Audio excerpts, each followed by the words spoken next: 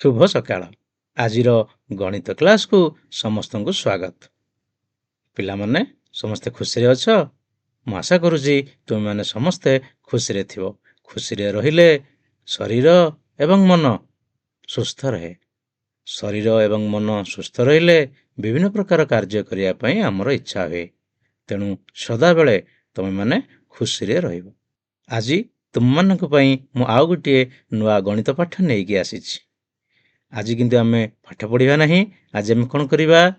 ଆଜି ଆମେ ତୁମ ଗଣିତ ବହିର ଯେଉଁ ପ୍ରଥମ ଅଧ୍ୟାୟ ଅଛି ଗଣିତର ସଂରଚନା, ସେ ବିଷୟରେ ତୁମେ ଯାହା ଯାହା ପାଠ ପଢ଼ିଛ ସେହି ବିଷୟରେ ଆଲୋଚନା କରିବା। ଦେଖିବା ତୁମେ ପାଠଟିକୁ କେତେ ଦୂର ବୁଝିପାରିଛ। ଠିକ୍ ଅଛି ପିଲାମାନେ, ଆସ ତାହେଲେ ଆଜିର ପାଠକୁ ଆମେ ଆରମ୍ଭ କରିବା। ତାହେଲେ ସବୁଦିନ ପରି ମୁଁ ଆଜି ମଧ୍ୟ ତୁମମାନଙ୍କ ପାଇଁ ଏକ ଗଣିତ ପାଠ ନେଇ ଆସିଛି। ତାହା ହେଉଛି ତମ ଗଣିତ ବହିରେ ଥିବା ପ୍ରଥମ ଅଧ୍ୟାୟ ଗଣିତରେ ସଂରଚନା। ଆଜି ଆମେ ଦେଖିବା ତୁମେମାନେ ଏହି ବିଷୟରେ କେତେ ବୁଝିଛ ତାହା ଆମେ ଟିକେ ଜାଣିବା। ତେଣୁ ତାହା ଜାଣିବା ପାଇଁ ଆମେ କ'ଣ କରିବା? ଆସ ଆମେ ଆଲୋଚନାରେ ଭାଗ ନେବା। ତେଣୁ ଆଜିର କାର୍ଯ୍ୟକ୍ରମଟି ହେଉଛି ପ୍ରଶ୍ନ ଉତ୍ତର କାର୍ଯ୍ୟକ୍ରମ। ଆଜି ମୁଁ ତୁମମାନଙ୍କୁ କିଛି ପ୍ରଶ୍ନ ପଚାରିବି, ତୁମେମାନେ ଉତ୍ତର ଦେବ। ଠିକ୍ ଅଛି, ତାହେଲେ ଆରମ୍ଭ କରିବା। ପ୍ରଥମ ପ୍ରଶ୍ନ, ନିମ୍ନ ପ୍ରଶ୍ନରେ ଠିକ୍ ଉକ୍ତି ପାଖରେ ଟି ଓ ଭୁଲ ଉକ୍ତି ପାଖରେ ଏଫ୍ ଲେଖିବ। ଟି ମାନେ ଟ୍ରୁ, ଏଫ୍ ମାନେ ଫଲ୍ସ। ବୁଝି ହେଉଛି? ଆରମ୍ଭ କରିବା। 2, 4, 6, 8 ଏଇଟା ହେଉଛି ଏକ ସଂରଚନା। ଠିକ୍ ନା ଭୁଲ? କୁହ, ଠିକ୍ ନା ଭୁଲ? ତୁମମାନଙ୍କ ପ୍ରଶ୍ନ। ହଁ, ଟ୍ରୁ। ତାହେଲେ ଟି ଲେଖିବା। ଦ୍ୱିତୀୟ ପ୍ରଶ୍ନ, 5, 10, 15, 25 ଏକ ନିୟମିତ ସଂରଚନା। କ'ଣ କହୁଛ? ଟ୍ରୁ। 5 ପରେ 10, 10 ପରେ 15 କ'ଣ ହବ? ନାଇଁ, ଫଲ୍ସ ହବ। କାହିଁକିନା ଦେଖ, 5ରୁ 10 5 ବଢ଼ିଛି, 10ରୁ 15 ମଧ୍ୟରେ ମଧ୍ୟ 5 ବଢ଼ିଛି, କିନ୍ତୁ 15ରୁ 25 କେତେ ବଢ଼ିଛି? 10 ବଢ଼ିଛି। ତେଣୁ ଏହା ଏକ ନିୟମିତ ସଂରଚନା ନୁହେଁ। ତେଣୁ ଏଫ୍ ଲେଖିବା। ତୃତୀୟ ପ୍ରଶ୍ନ, ସଂରଚନାରେ ସଂଖ୍ୟା ସଦାବେଳେ ବଢ଼େ। କ'ଣ କହିଲ? ଯେଉଁ ସଂରଚନା ଆମେ ସବୁ ପାଠ ପଢ଼ିଛେ ପ୍ରଥମ ଅଧ୍ୟାୟରେ, ସେଥିରେ ଯେଉଁ ସଂଖ୍ୟା ଗୁଡ଼ିକ ଅଛି ସେ କ'ଣ ସଦାବେଳେ ବଢ଼େ? କମୁଛି ବେଳେବେଳେ, ନୁହେଁ କି? ତେଣୁ ଏଇଟା କ'ଣ ହେବ ତାହେଲେ? ଫଲ୍ସ ହେବ, ନାଇଁ କି? ତେଣୁ ଏଫ୍ ଲେଖିବା। ଚତୁର୍ଥ ପ୍ରଶ୍ନ, ସଂରଚନାରେ କୌଣସି ନିୟମ ନଥାଏ। ଯେଉଁ ସଂରଚନା ଗୁଡ଼ିକ ଆମେ ଦେଖୁଛେ, ଯୁଗ୍ମ ସଂଖ୍ୟା ହେଉ, ଅଯୁଗ୍ମ ସଂଖ୍ୟା ହେଉ, ବର୍ଗ ସଂଖ୍ୟା ହେଉ କି ଘନ ସଂଖ୍ୟା ହେଉ, ସେମାନଙ୍କର କିଛି ନିୟମ ଅଛି ନା ନାହିଁ? କ'ଣ ଏଠାରେ ଲେଖା ହେଇଛି? ସଂରଚନାରେ କୌଣସି ନିୟମ ନଥାଏ। କ'ଣ ତାହେଲେ କୁହ? ସଂରଚନାରେ କିଛି ନିୟମ ଅଛି ନା ନାହିଁ? ଫଲ୍ସ। ଅର୍ଥାତ୍ ସଂରଚନାରେ ନିୟମ ଥାଏ। ଯେତେ ପ୍ରକାର ସଂରଚନା ଅଛି, ପ୍ରତ୍ୟେକ ସଂରଚନା ପାଇଁ ନିର୍ଦ୍ଦିଷ୍ଟ ଗୋଟିଏ ନିୟମ ଥାଏ।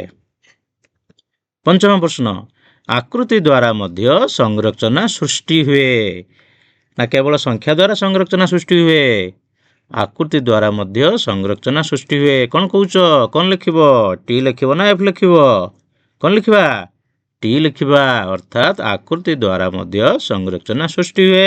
ତୁମମାନେ ସବୁ ପଢ଼ିଛ ସରଳ ବହୁଭୁଜ, ସମ୍ପୂର୍ଣ୍ଣ ଲେଖଚିତ୍ର, କଚ୍ ତୁଷାରକଣା। ତେଣୁ ଆକୃତି ଦ୍ୱାରା ମଧ୍ୟ ସଂରଚନା ସୃଷ୍ଟି ହୁଏ। ବର୍ତ୍ତମାନ ଆମେ ଯିବା ଦ୍ୱିତୀୟ ପ୍ରଶ୍ନକୁ। ଖାଲି ସ୍ଥାନ ପୂରଣ କରିବା। ଠିକ୍ ଅଛି ପିଲାମାନେ, ଖାଲି ସ୍ଥାନ ପୂରଣ କର। ଦେଖିବା କିଏ କରିପାରୁଛ? 2, 4, 6 ତାପରେ 10 ଅଛି। ମଝିରେ କ'ଣ ହବ? 6 ପରେ ଗୋଟିଏ ଫାଙ୍କା ସ୍ଥାନ ଦିଆଯାଇଛି। 2ରୁ 4 ଭିତରେ କେତେ ବଢ଼ୁଛି? 2 ଲେଖାଏଁ ବଢ଼ୁଛି। ତାହେଲେ କେତେ ହେବ? 8। Very good. ବର୍ତ୍ତମାନ ଯିବା 5, 10 ତାପରେ ଡ୍ୟାସ୍, ତାପରେ 20 ଅଛି। କ'ଣ ହବ? କୁହ। 15। ପୁଣି ଯିବା 1, 3, 5 ତାପରେ ଫାଙ୍କା ସ୍ଥାନ, ତାପରେ ଅଛି 9। କେତେ ହେବ ତାହେଲେ? କେତେ ବଢ଼ୁଛି? 7 ହେବ। ବହୁତ ବଢ଼ିଆ। ଚତୁର୍ଥ, 50, 45 ଫାଙ୍କା ସ୍ଥାନ ପୁଣି 35। କ'ଣ ସେଗୁଡ଼ିକ ସବୁ ବଢ଼ୁଥିଲା, ଏଇ କ'ଣ ହେଲା ବଢ଼ିଲା ନାହିଁ, କ'ଣ ହେଇଗଲା ଏଇଟା କମିଗଲା। କ'ଣ 50ରୁ 45 କେତେ କମିଲା 45, ତାହେଲେ କେତେ କମିବ 3 ନମ୍ବର ସଂଖ୍ୟାଟି 3 ନମ୍ବର ସ୍ଥାନରେ କେଉଁ ସଂଖ୍ୟା ହେବ? ହଁ, ଭେରି ଗୁଡ୍ 40। ପଞ୍ଚମ 2, 5, 8 କେତେ ହେବ 3 ନମ୍ବର ସଂଖ୍ୟାଟି କେତେ ହେବ କୁହ? କେତେ ଲେଖା ବଢ଼ିଛି? ହଁ, 11। ବହୁତ ସୁନ୍ଦର ପିଲାମାନେ, ବହୁତ ସୁନ୍ଦର ଭାବରେ ଉତ୍ତର ଦେଇପାରୁଛ। ତେଣୁ ଯାହା ଜଣାପଡ଼ୁଛି ପ୍ରଥମ ଅଧ୍ୟାୟଟି ତୁମେ ଭଲ ଭାବରେ ବୁଝିଛ। ଦେଖିବା ଆଉ ଟିକେ ଆଗକୁ ବଢ଼ିବା। 3 ନମ୍ବର ପ୍ରଶ୍ନ, କ ସ୍ତମ୍ଭରେ ସଂଖ୍ୟାର ସଂରଚନାକୁ ଦେଖି ଖ ସ୍ତମ୍ଭ ସହ ମେଳ କରିବା। କ ସ୍ତମ୍ଭରେ କ'ଣ ଦିଆଯାଇଛି? ସଂଖ୍ୟାର ସଂରଚନା ଗୁଡ଼ିକ ଦିଆଯାଇଛି। ବର୍ତ୍ତମାନ ଆମେ ଦେଖିବା ସେ ସଂରଚନା ଗୁଡ଼ିକ କ'ଣ ହେଉଛି ଖ ସ୍ତମ୍ଭ ସହିତ ମେଳ କରିବା। ଠିକ୍ ଅଛି। ପ୍ରଥମେ 2, 4, 6, 8 କ'ଣ ହେବ? ଖ ସ୍ତମ୍ଭକୁ ଦେଖ 3 କରି ବଢ଼ୁଛି, 5 କରି ବଢ଼ୁଛି, 3 କରି କମୁଛି, 2 କରି ବଢ଼ୁଛି, 10 କରି କମୁଛି। କେଉଁଟା ହେବ? ହଁ, 2 କରି ବଢ଼ୁଛି। ବର୍ତ୍ତମାନ ଯିବା 3, ତାପରେ 6, ତାପରେ 9, ତାପରେ 12 କ'ଣ ହେଉଛି? ବଢ଼ୁଛି ନା କମୁଛି? ବଢ଼ୁଛି। କେତେ ଲେଖା ବଢ଼ୁଛି? 3 ଲେଖା ବଢ଼ୁଛି, ନାଇଁ କି? ତାହେଲେ ଖ ସ୍ତମ୍ଭର ଏ ହେବ। ପୁଣି ଦେଖିବା କ ସ୍ତମ୍ଭର ତୃତୀୟ 100, 90, 80, 70 କ'ଣ ହେଉଛି? କମୁଛି ନା ବଢ଼ୁଛି? କମୁଛି। କେତେ ଲେଖା କମୁଛି? ହଁ, 10 କରି କମୁଛି। Very good. ବର୍ତ୍ତମାନ ଦେଖିବା କ ସ୍ତମ୍ଭର ଚତୁର୍ଥ ପ୍ରଶ୍ନ 5, 10, 15, 20 କ'ଣ ହେଉଛି? ବଢ଼ୁଛି। କେତେ ଲେଖା ବଢ଼ୁଛି? ହଁ, 5 କରି ବଢ଼ୁଛି। ପୁଣି ଦେଖିବା ଆଉ ଗୋଟେ ପ୍ରଶ୍ନ 18, 15, 12, 9 କ'ଣ ହେଉଛି? ଏଥିରେ କମୁଛି, ନାଇଁ କି? କେତେ ଲେଖା କମୁଛି? Very good. ସହଜ ପ୍ରଶ୍ନଟି ହେଇଗଲା ପିଲାମାନଙ୍କ ପାଇଁ। ସବୁ ପିଲାମାନେ କହିଦେଲେ, ନୁହେଁ କି? ଦେଖିବା ୟା ପର ପ୍ରଶ୍ନକୁ ଯିବା। ପୁଣି ଆଉ ଗୋଟିଏ ସ୍ତମ୍ଭ ମିଳନ। କ ସ୍ତମ୍ଭରେ ସଂଖ୍ୟାର ନାମ ଦିଆଯାଇଛି, ସେ ନାମକୁ ଦେଖିବ। ଦେଖି ଖ ସ୍ତମ୍ଭରେ ଥିବା ସଂଖ୍ୟା କ୍ରମ ସହିତ ମେଳ କରିବ। ଠିକ୍ ଅଛି। କ ସ୍ତମ୍ଭରେ କ'ଣ କ'ଣ ଅଛି? ଗଣନ ସଂଖ୍ୟା, ଅଯୁଗ୍ମ ସଂଖ୍ୟା, ଯୁଗ୍ମ ସଂଖ୍ୟା, ବର୍ଗ ସଂଖ୍ୟା ଆଉ ଘନ ସଂଖ୍ୟା। ଖ ସ୍ତମ୍ଭରେ ବିଭିନ୍ନ ପ୍ରକାର ସଂଖ୍ୟାର କ୍ରମ ସବୁ ଦିଆଯାଇଛି। ବର୍ତ୍ତମାନ ତୁମେମାନେ କ'ଣ କରିବ? ମେଳ କରିବ। କରିବା ତାହେଲେ ଗଣ ସଂଖ୍ୟା ଗଣ ସଂଖ୍ୟା ହେଇଗଲା 1, 2, 3, 4। ଆଚ୍ଛା। ତାହେଲେ ଗଣ ସଂଖ୍ୟା ହେଉଛି 1, 2, 3, 4, 5, 6 ଏମିତି ଚାଲିବ, ନୁହେଁ କି? ଆଚ୍ଛା। ଅଯୁଗ୍ମ ସଂଖ୍ୟା କ'ଣ ହେବ? ଅଯୁଗ୍ମ ସଂଖ୍ୟା କୁହାଯାଇଛି ଯେଉଁ ସଂଖ୍ୟା 2 ଦ୍ୱାରା ବିଭାଜିତ ନୁହେଁ। ତାହେଲେ କ'ଣ ହେବ ଅଯୁଗ୍ମ ସଂଖ୍ୟା? ତାହେଲେ କ'ଣ ହେବ? ସବୁ 1ରୁ ଆରମ୍ଭ ହେଉଛି। ପ୍ରଥମ ସଂଖ୍ୟାଟି ଯେଉଁ 2, 4, 6, 8 ଅଛି 2 ଦ୍ୱାରା ବିଭାଜ୍ୟ, ସେଇଟା ହେବ ନାହିଁ। ତେଣୁ କେଉଁଟା ହେବ? 1, 3, 5, 7। ବାଃ, ବହୁତ ବଢ଼ିଆ। ବର୍ତ୍ତମାନ ଆସିବା ଯୁଗ୍ମ ସଂଖ୍ୟା। ଯୁଗ୍ମ ସଂଖ୍ୟା ହେଉଛି 2 ଦ୍ୱାରା ବିଭାଜ୍ୟ ହେବ। ତାହେଲେ କେଉଁଟା ହେବ? ତୁମେ ସହଜରେ କହିପାରିଲ, ନୁହେଁ କି? 2, 4, 6, 8। ବର୍ତ୍ତମାନ ଦେଖିବା ବର୍ଗ ସଂଖ୍ୟା। ବର୍ଗ ସଂଖ୍ୟା ଭାବିଲ ଦେଖିବା କେଉଁଟା ବର୍ଗ ସଂଖ୍ୟା ହେବ? ଆଉ 2ଟି ସଂଖ୍ୟା ରହିଲା। 2ଟି ସଂଖ୍ୟାର କ୍ରମ ଅଛି 1, 4, 9, 16, 1, 8, 27, 64। କେଉଁଟା ହେବ? ହଁ, 1, 4, 9, 16। ବର୍ଗ ସଂଖ୍ୟା ମାନେ ଗୋଟିଏ ସଂଖ୍ୟାକୁ ସେଇ ସଂଖ୍ୟା ସହିତ ଗୁଣିବା। ତେଣୁ 1କୁ 1 ସହିତ ଗୁଣିଲେ 1 ହେବ, 2କୁ 2 ସହିତ ଗୁଣିଲେ 4 ହେବ, 3କୁ 3 ସହିତ ଗୁଣିଲେ 9 ହେବ, 4କୁ 4 ସହିତ ଗୁଣିଲେ 16 ହେବ। ତେଣୁ ଏଇଟା ହେଉଛି ବର୍ଗ ସଂଖ୍ୟାର କ୍ରମ। ବର୍ତ୍ତମାନ ଦେଖିବା ଶେଷ ପ୍ରଶ୍ନ କ'ଣ ଅଛି? ଘନ ସଂଖ୍ୟା। ଘନ ସଂଖ୍ୟା କାହାକୁ କହିବା? ଗୋଟିଏ ସଂଖ୍ୟାକୁ ସେଇ ସଂଖ୍ୟା ସହିତ 3 ଥର ଗୁଣିବା, ନାହିଁ କି? ତାହେଲେ 1କୁ 3 ଥର ଗୁଣିଲେ କେତେ ହେବ? 1 ଗୁଣନ 1 ଗୁଣ 1 ସମାନ 1। ତାପରେ 2କୁ 3 ଥର ଗୁଣିବା, 2 ଗୁଣ 2 ଗୁଣ 2 କେତେ ହେଇଗଲା? 8। ତାପରେ 3କୁ 3 ଥର ଗୁଣିବା, 3 ଗୁଣ 3 ଗୁଣ 3 କେତେ ହେଇଗଲା? 27। ଏହିପରି ତାହେଲେ କେଉଁଟା ହେବ? ହଁ, 1, 8, 27 ଆଉ 64। ଠିକ୍ ଅଛି ପିଲାମାନେ। ବର୍ତ୍ତମାନ ଦେଖିବା ପଞ୍ଚମ ପ୍ରଶ୍ନ। ଚାରୋଟି ସମ୍ଭାବ୍ୟ ଉତ୍ତର ମଧ୍ୟରୁ ଠିକ୍ ଉତ୍ତରଟି ବାଛିବ। ଠିକ୍ ଅଛି ପିଲାମାନେ, ତୁମକୁ 4ଟା ସମ୍ଭାବ୍ୟ ଉତ୍ତର ଦିଆଯାଇଛି, ତା ମଧ୍ୟରୁ ତୁମେ ଠିକ୍ ଉତ୍ତରଟି ବାଛିବ। ଦେଖିବା ପ୍ରଶ୍ନଟି କ'ଣ? ନିମ୍ନଲିଖିତ ମଧ୍ୟରୁ କେଉଁଟି ସଂଖ୍ୟା କ୍ରମର ଏକ ଉଦାହରଣ? ଦେଖିବା କ'ଣ ଦିଆଯାଇଛି। ଅପସନ୍: କ ଅଯୁଗ୍ମ ସଂଖ୍ୟା, ଖ ବର୍ଗ ସଂଖ୍ୟା, ଗ ତ୍ରିକୋଣୀୟ ସଂଖ୍ୟା, ଘ ଉପରୋକ୍ତ ସମସ୍ତ। ତାହେଲେ କ'ଣଟା ହେବ? ପ୍ରଶ୍ନଟି ହେଉଛି ଯେଉଁ 4ଟି ଅପସନ୍ ଦିଆଯାଇଛି ତା ମଧ୍ୟରୁ କେଉଁଟି ସଂଖ୍ୟା କ୍ରମର ଏକ ଉଦାହରଣ? କ'ଣ ହେବ? ଅଯୁଗ୍ମ ସଂଖ୍ୟା ଗୋଟିଏ ସଂଖ୍ୟାକ୍ରମ, ବର୍ଗ ସଂଖ୍ୟା ମଧ୍ୟ ଗୋଟିଏ ସଂଖ୍ୟାକ୍ରମ, ତ୍ରିକୋଣୀୟ ସଂଖ୍ୟା ମଧ୍ୟ ଗୋଟିଏ ସଂଖ୍ୟାକ୍ରମ। ତାହେଲେ କ'ଣ ହେବ? ଉପରୋକ୍ତ ସମସ୍ତ। ବହୁତ ବଢ଼ିଆ। ବର୍ତ୍ତମାନ ଯିବା ନିମ୍ନଲିଖିତ ମଧ୍ୟରୁ କେଉଁଟି ଏକ ଆକୃତିର କ୍ରମ ଅଟେ? ଠିକ୍ ଅଛି, ଦେଖିବା କ'ଣ ଦିଆହେଇଛି ଅପସନ୍ ଗୁଡ଼ିକ। କରେ ଚତୁର୍ଭୁଜ, ପଞ୍ଚଭୁଜ, ଷଡ଼ଭୁଜ, ତ୍ରିଭୁଜ। ଖରେ ତ୍ରିଭୁଜ, ଚତୁର୍ଭୁଜ, ପଞ୍ଚଭୁଜ, ଷଡ଼ଭୁଜ। ଗରେ ପଞ୍ଚଭୁଜ, ଷଡ଼ଭୁଜ, ତ୍ରିଭୁଜ, ଚତୁର୍ଭୁଜ। ଘରେ ଷଡ଼ଭୁଜ, ତ୍ରିଭୁଜ, ଚତୁର୍ଭୁଜ, ପଞ୍ଚଭୁଜ। କେଉଁଟା ହେବ? ଆକୃତିର କ୍ରମ ନୁହେଁ କି? ଏସବୁ ଗୋଟିଏ ଗୋଟିଏ ସରଳ ବହୁଭୁଜ, ତା ବିଷୟରେ ଆଲୋଚନା କରାଯାଇଛି। ତେଣୁ ବହୁଭୁଜର ପ୍ରଥମେ କମ୍ ସଂଖ୍ୟକ ବାହୁ ରହିବ। ତେଣୁ କମ୍ ସଂଖ୍ୟକ ବାହୁ ହେଲେ ପ୍ରଥମ କ'ଣଟା ବୋଲି ତୁମେ ଭାବୁଛ? ତ୍ରିଭୁଜ। ଆଚ୍ଛା, ତାପରେ 4ଟି ବାହୁ, ତାପରେ 5ଟି ବାହୁ, ତାପରେ 6ଟି ବାହୁ। ତାହେଲେ କ'ଣଟା ହେବ? ଭେରି ଗୁଡ୍, ତ୍ରିଭୁଜ, ଚତୁର୍ଭୁଜ, ପଞ୍ଚଭୁଜ, ଷଡ଼ଭୁଜ, ନାଇଁ କି? ଆଚ୍ଛା, ବର୍ତ୍ତମାନ ଆଉ ଗୋଟିଏ ସଂଖ୍ୟାକ୍ରମ ଦେଖିବା। 1, 3, 6, 10, 15, 21 ଆଉ 28। ଏଇଟା ମଧ୍ୟ ଗୋଟିଏ ସଂଖ୍ୟାକ୍ରମ। ତେବେ ପ୍ରଶ୍ନଟି ହେଉଛି ଏହା କେଉଁ ସଂଖ୍ୟାକ୍ରମର ଏକ ଉଦାହରଣ ଅଟେ? ଦେଖିପାରୁଛ ପିଲାମାନେ, 1 ତାପରେ ଆସିଲା 3 ଅଯୁଗ୍ମ ସଂଖ୍ୟା। ଦେଖିବା କ'ଣ ଅଛି। ତାପରେ 6 ଆସିଗଲା, 6 ତ ଅଯୁଗ୍ମ ନୁହେଁ। 10 ଆସିଗଲା, 15 ଅଯୁଗ୍ମ ସଂଖ୍ୟା, 3 ଅଯୁଗ୍ମ ସଂଖ୍ୟା, 6 କିନ୍ତୁ ଯୁଗ୍ମ ସଂଖ୍ୟା ହେଇଗଲା, 10 ଯୁଗ୍ମ ସଂଖ୍ୟା ହେଇଗଲା, 21 ଅଯୁଗ୍ମ ସଂଖ୍ୟା, 28 କିନ୍ତୁ ଯୁଗ୍ମ ସଂଖ୍ୟା ହେଇଗଲା। 21ଟା ଅଯୁଗ୍ମ, 28 ଯୁଗ୍ମ। ତାହେଲେ ଆମେ କହିବା କି ଏଇଟା ଯୁଗ୍ମ ସଂଖ୍ୟା ଆଉ ଅଯୁଗ୍ମ ସଂଖ୍ୟା ଦୁଇଟା ଯାକ। ଦେଖିବା ଅପସନ୍ ଗୁଡ଼ିକ କ'ଣ ଅଛି ତାହେଲେ, ନାଇଁ କି? ଏଇ ଅଛି ଅଯୁଗ୍ମ ସଂଖ୍ୟା, ପୁଣି ଅଛି ବର୍ଗ ସଂଖ୍ୟା, ପୁଣି ତ୍ରିକୋଣୀୟ ସଂଖ୍ୟା, ପୁଣି ଷଡ଼ଭୁଜ ସଂଖ୍ୟା।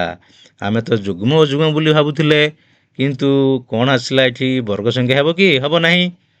ଅଯୁଗ୍ମ ମଧ୍ୟ ହେବ ନାହିଁ, କାହିଁକିନା ତା ଭିତରେ ଯୁଗ୍ମ ସଂଖ୍ୟା ଅଛି। ବର୍ତ୍ତମାନ ଆଉ ଦୁଇଟି ରହିଲା, ତ୍ରିକୋଣୀୟ ସଂଖ୍ୟା ଆଉ ଷଡ଼ଭୁଜ ସଂଖ୍ୟା। କ'ଣ ହେବ? କୁହ କ'ଣ ପାଠ ପଢ଼ିଛ? ମନେ ପକାଅ। ତ୍ରିକୋଣୀୟ ସଂଖ୍ୟା। ବର୍ତ୍ତମାନ ଯିବା ନିମ୍ନଲିଖିତ ମଧ୍ୟରୁ କେଉଁଟି ବିରହାଙ୍କ ସଂଖ୍ୟା? ବିରହାଙ୍କ ସଂଖ୍ୟା ମନେ ରଖିଛ ନାହିଁ? ଦେଖିବା କିଏ ମନେ ରଖିଛି। ଅପସନ୍ ହେଲା 1, 3, 5, 7, 9, 11। ଏଇଟା ଲାଗୁଛି କିରେ? ଖଟା 1, 3, 10, 15, 21। ଏଇଟା ଭାବୁଛ କି? ଗ ଭାବୁଛ କି? ଘ କୋଉଟା ଭାବୁଛ ତମେ?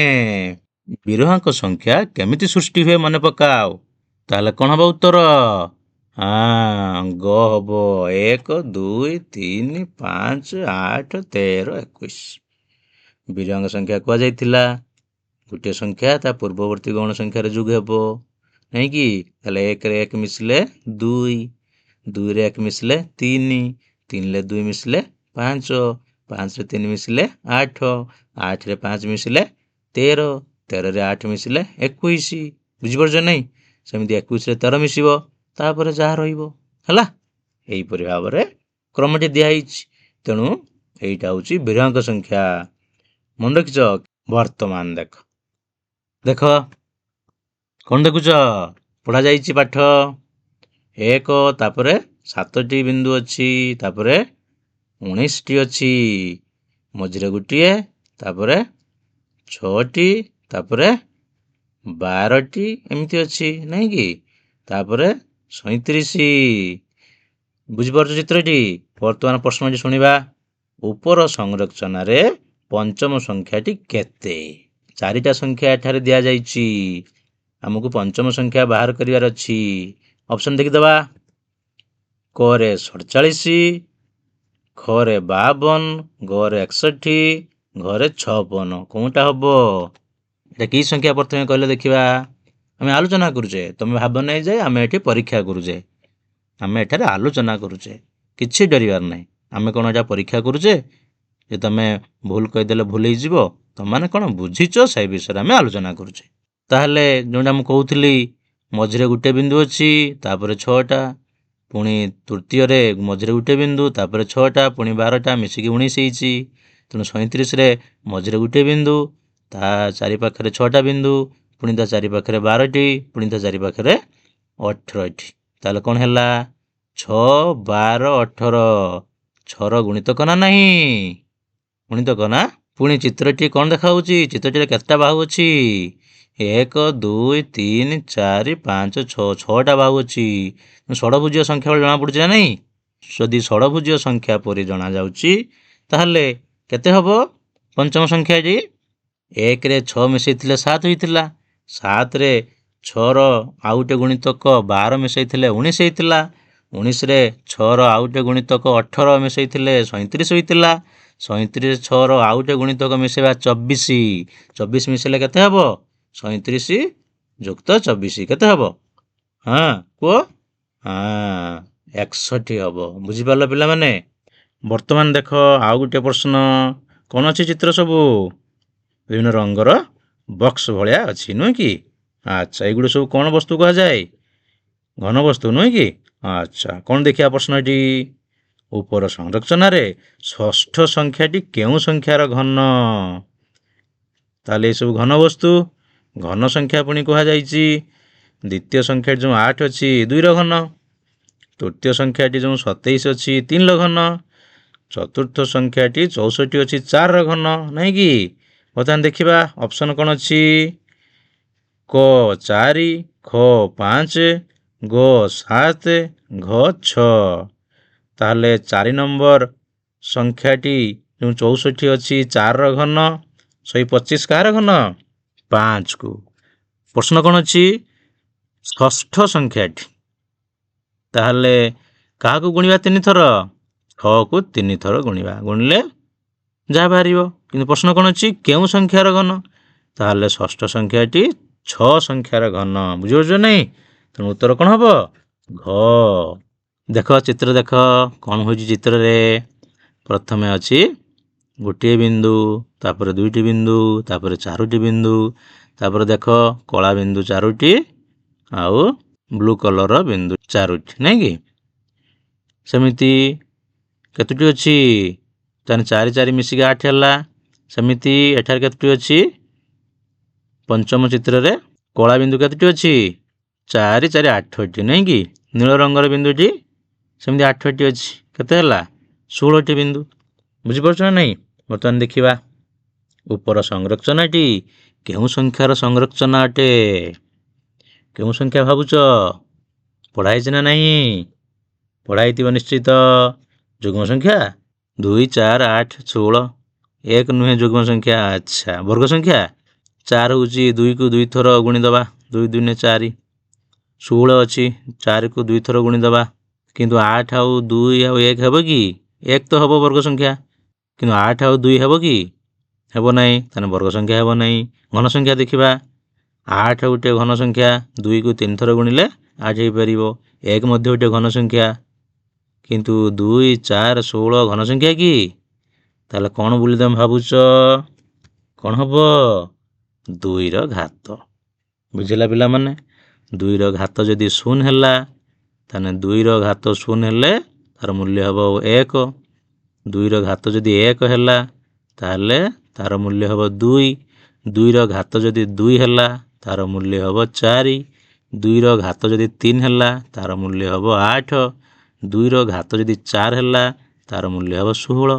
ତେଣୁ ଏହିପରି ଭାବରେ ସଂରଚନାଟି ବଢ଼ି ଚାଲିଛି। ତେଣୁ ଉତ୍ତର ହେବ ଘ, 2ର ଘାତ। ଠିକ୍ ଅଛି ପିଲାମାନେ? ବୁଝିପାରୁଛ ନାହିଁ? ନିମ୍ନଲିଖିତ ପ୍ରଶ୍ନର ଉତ୍ତର ଦିଅ। କ'ଣ ଦେଖିବା ପ୍ରଶ୍ନଟି? 8ର ବର୍ଗ ସଂଖ୍ୟାଟି କେଉଁ ସଂଖ୍ୟାର ଘନ ସଂଖ୍ୟା ହେବ? ପ୍ରଶ୍ନଟି ବୁଝ। 8ର ବର୍ଗ ସଂଖ୍ୟା ପଚରାଯାଇଛି। ସେଇ ବର୍ଗ ସଂଖ୍ୟାଟା କେଉଁ ସଂଖ୍ୟାର ଘନ ସଂଖ୍ୟା ହେବ? ବୁଝିପାରିଲ ନାହିଁ କ୍ୱେଶ୍ଚନଟା ବୁଝିପାରିଲ ତ? ଠିକ୍ ଅଛି। ଦେଖିବା 8ର ବର୍ଗ ସଂଖ୍ୟା ତାହେଲେ କେତେ ହେବ? 8ରେ 8 ଗୁଣିଦେବା, କେତେ ହେଇଗଲା? 64, ନୁହେଁ କି? କେଉଁ ସଂଖ୍ୟାର ଘନ ସଂଖ୍ୟା ପଚାରିଛି ସେ? ତାହେଲେ ଘନ ସଂଖ୍ୟା ମାନେ 3 ଥର ଗୁଣିବା। କାହାକୁ 3 ଥର ଗୁଣିଲେ 64 ହେବ? ଭାବ ଟିକେ, କେଉଁ ସଂଖ୍ୟାକୁ 3 ଥର ଗୁଣିଲେ 64 ହେବ? କାହାକୁ ଗୁଣିଲେ? 4କୁ। 4କୁ 3 ଥର ଗୁଣିବା। 4 ଗୁଣନ 4 ଗୁଣନ 4 କେତେ ହେଇଗଲା? 64। ତାହେଲେ ଆମେ କ'ଣ ଦେଖିଲେ? 8ର ବର୍ଗ 4ର ଘନ ସହିତ ସମାନ ହେଇଗଲା, ନାଇଁ କି? ତାହେଲେ ଉତ୍ତର କ'ଣ ହେବ? 4ର ଘନ। ବାଃ, ବହୁତ ବଢ଼ିଆ। ପିଲାମାନେ ଟିକେ ଭାବ, ଚିନ୍ତା କର, ବହୁତ ମଜା ଲାଗିବ, କିଛି କଷ୍ଟ ନାହିଁ। ବର୍ତ୍ତମାନ ଯିବା ଆଉ ଗୋଟେ ପ୍ରଶ୍ନ। 5ଟି 5କୁ ମିଶାଇଲେ ତାହା କେଉଁ ସଂଖ୍ୟାର ବର୍ଗ ହେବ? 5କୁ 5 ଥର ମିଶାଇ ଦିଅ, କେତେ ହେଲା? 25 ହେଲା। ତାପରେ କ'ଣ ଅଛି ପ୍ରଶ୍ନ? ସେ ଯେଉଁ 25 ହେଲା ସେଇଟା କେଉଁ ସଂଖ୍ୟାର ବର୍ଗ? କାହାର ବର୍ଗ 25? ତେଣୁ ବର୍ଗ ହେବ ମାନେ 2 ଥର ଗୁଣିବା। କାହାକୁ 2 ଥର ଗୁଣିଲେ 25 ହେବ? 5କୁ 2 ଥର ଗୁଣିବା। ତାହେଲେ ଉତ୍ତର କେତେ ହେବ? 5ର ବର୍ଗ। ତୃତୀୟ ପ୍ରଶ୍ନ। 1 ଯୁକ୍ତ 1 ଯୁକ୍ତ 1 ଯୁକ୍ତ 1 ଏମିତି ସବୁ 1କୁ ଯୋଗ କରାଯାଇଛି। କେତେଟା 1? 50ଟି। 50ଟି 1ର ଯୋଗଫଳ। 1କୁ 50 ଥର ଯୋଗ କରିବା, ତାହେଲେ କେତେ ହେବ? ଗୋଟିଏ ସଂଖ୍ୟାକୁ ବାରମ୍ବାର ଯୋଗ କରିବା ପରିବର୍ତ୍ତେ ତାକୁ କ'ଣ କରିବା? ସେଇ ସଂଖ୍ୟା ତ ଗୁଣିଦେବା। ତାହେଲେ 1କୁ ଆମେ ବାରମ୍ବାର ଯୋଗ ନ କରି କେତୋଟି 1 ପଚରାଯାଇଛି? 50ଟି। ତେଣୁ 1 ସହିତ 50 ଗୁଣିଦେବା, ତାହେଲେ କେତେ ହେଇଯିବ? କୁହ କେତେ ହେଇଯିବ? 50। ବର୍ତ୍ତମାନ ଦେଖିବା, ଦେଖ ନିଜେ ପଢ଼। 1 3 6 10 ଆଉ 15 ଏହି କ୍ରମରେ ନବମ ସ୍ଥାନର ସଂଖ୍ୟାଟି କେତେ ହେବ? ବୁଝିପାରୁଛ ନା ନାହିଁ ପିଲାମାନେ? ଏଇ ଯେଉଁ ସଂଖ୍ୟା କ୍ରମଟି ଦିଆଯାଇଛି ଏଥିରେ ନବମ ସ୍ଥାନର ସଂଖ୍ୟାଟି କେତେ ହେବ? ବର୍ତ୍ତମାନ ଦେଖିବା ଏଠି କେତେଟା ସଂଖ୍ୟା ଅଛି। ପ୍ରଥମେ 1 2 3 4 5 5ଟି ସଂଖ୍ୟା ଅଛି, ନାଇଁ କି? ତୁମକୁ ପଚାରିଛି କେଉଁ ସ୍ଥାନର ସଂଖ୍ୟା? ନବମ ସ୍ଥାନ। ତାହେଲେ ଆମକୁ ଆହୁରି 4ଟା ସଂଖ୍ୟା ବାହାର କରିବାକୁ ପଡ଼ିବ। ଯଦି ସଂରକ୍ଷଣକୁ ବୁଝିଯିବା ତାହେଲେ ନବମ ସ୍ଥାନ କ'ଣ? 100ତମ ସ୍ଥାନର ସଂଖ୍ୟା ମଧ୍ୟ ଆମେ ବାହାର କରିପାରିବା। ଠିକ୍ ଅଛି। ବର୍ତ୍ତମାନ ବୁଝିବା ସଂରଚନା। ପ୍ରଥମେ 1, ତାପରେ କ'ଣ ହେଲା? 1 ସହିତ 2 ମିଶିଗଲା, 3 ହେଇଗଲା। ତାପରେ କ'ଣ ହେଲା? 3 ସହିତ 3 ମିଶିଗଲା, 6 ହେଇଗଲା। ତାପରେ 6 ସହିତ 4 ମିଶିଗଲା। ତାପରେ 10 ସହିତ 5 ମିଶିଗଲା। ତାହେଲେ 15 ସହିତ କେତେ ମିଶିବ? 6 ମିଶିବ। ତାହେଲେ 15 ସହିତ 6 ମିଶିଲା, କେତେ ହେଇଗଲା? 21। ପୁଣି 21 ସହିତ କେତେ ମିଶିବ? 7 ମିଶିବ। ତେଣୁ କେତେ ହେଇଗଲା? 28। ତାପରେ 28 ସହିତ କେତେ ମିଶାଇବା? କୁହ? 8 ମିଶାଇବା। ତାହେଲେ 36 ହେଇଯିବ, ନାଇଁ କି? 36 ସହିତ କେତେ ମିଶାଇବା? 9 ମିଶାଇବା। 45 ହେଇଗଲା। ତାହେଲେ ବର୍ତ୍ତମାନ ଦେଖିବା କେତେ ସ୍ଥାନ ପର୍ଯ୍ୟନ୍ତ ଆମେ ପାଇଲେ। 15 ହେଉଛି ପଞ୍ଚମ ସ୍ଥାନ, 21 ହେଉଛି ଷଷ୍ଠ ସ୍ଥାନ, 28 ହେଉଛି ସପ୍ତମ ସ୍ଥାନ, 36 ହେଉଛି ଅଷ୍ଟମ ସ୍ଥାନ, 45 ହେଉଛି ନବମ ସ୍ଥାନ। ତାହେଲେ ଯେଉଁ ପ୍ରଶ୍ନଟି ଥିଲା ଏହି କ୍ରମରେ ନବମ ସ୍ଥାନର ସଂଖ୍ୟାଟି କେତେ ହେବ? କେତେ ହେବ ତାହେଲେ? 45 ହେବ। ବୁଝିପାରୁଛ ନାହିଁ? ଏମିତି ତୁମେମାନେ এই କ୍ରମଟିକୁ ଆଗକୁ ବଢ଼ିପାରିବ। ଯଦି ମୁଁ ପଚାରିଥାନ୍ତି ଏହି ସଂଖ୍ୟା କ୍ରମରେ ଦଶମ ସ୍ଥାନର ସଂଖ୍ୟାଟି କେତେ ହେବ, ତାହେଲେ କ'ଣ ହେଇଥାନ୍ତା? 45ରେ 10 ମିଶ ଦେଇଥାନ୍ତେ, ନୁହେଁ କି? Very good. ଏହିପରି ଭାବରେ ତୁମେ ବିଭିନ୍ନ ପ୍ରକାର ସଂଖ୍ୟା କ୍ରମ ତିଆରି କରିପାରିବ ଏବଂ ନିଜେ ମଧ୍ୟ ବିଭିନ୍ନ ପ୍ରକାର ପ୍ରଶ୍ନ ତିଆରି କରିପାରିବ। ଠିକ୍ ଅଛି ପିଲାମାନେ କେମିତି ଲାଗିଲା ଆଜିର କାର୍ଯ୍ୟକ୍ରମ? କେମିତି ଲାଗିଲା? ଆଜି ଯେଉଁ ପ୍ରଶ୍ନ ଉତ୍ତର କାର୍ଯ୍ୟକ୍ରମ ଥିଲା କେମିତି ଲାଗିଲା? ଭଲ ଲାଗିଲା? ତୁମମାନେ ଭାବୁଥିଲ ସାର୍ ବିଭିନ୍ନ ପ୍ରକାର ପ୍ରଶ୍ନ ପଚାରିବେ, ତୁମମାନେ ତ ସବୁ ପ୍ରଶ୍ନର ଉତ୍ତର ଦେଇଦେଲ। ତୁମକୁ ତ କିଛି କଷ୍ଟ ଜଣାପଡ଼ିଲା ନାହିଁ। ତୁମମାନେ ସବୁ ପାଠ ଠିକ୍ ଠାକ୍ ବୁଝିଛ, ଭଲ ଭାବରେ ବୁଝିଛ। ସେଇଥିପାଇଁ ବହୁତ ଗୁଡ଼ିଏ ପ୍ରଶ୍ନର ଉତ୍ତର ତୁମେ ଦେଇଦେଲ, ଆଲୋଚନାରେ ଭାଗ ନେଲ। ଯେଉଁ ଗୋଟେ ଦୁଇଟା କରିପାରିଲ ନାହିଁ ତାକୁ ଅଭ୍ୟାସ କରିନ, ସେଇଥିପାଇଁ କରିପାରିଲ ନାହିଁ। ଠିକ୍ ଅଛି, ଆଜି ପାଇଁ ଏତିକି। ଧନ୍ୟବାଦ। ଖୁସିରେ ଶିଖିବା ସମସ୍ତଙ୍କ ଅଧିକାର। ନମସ୍କାର।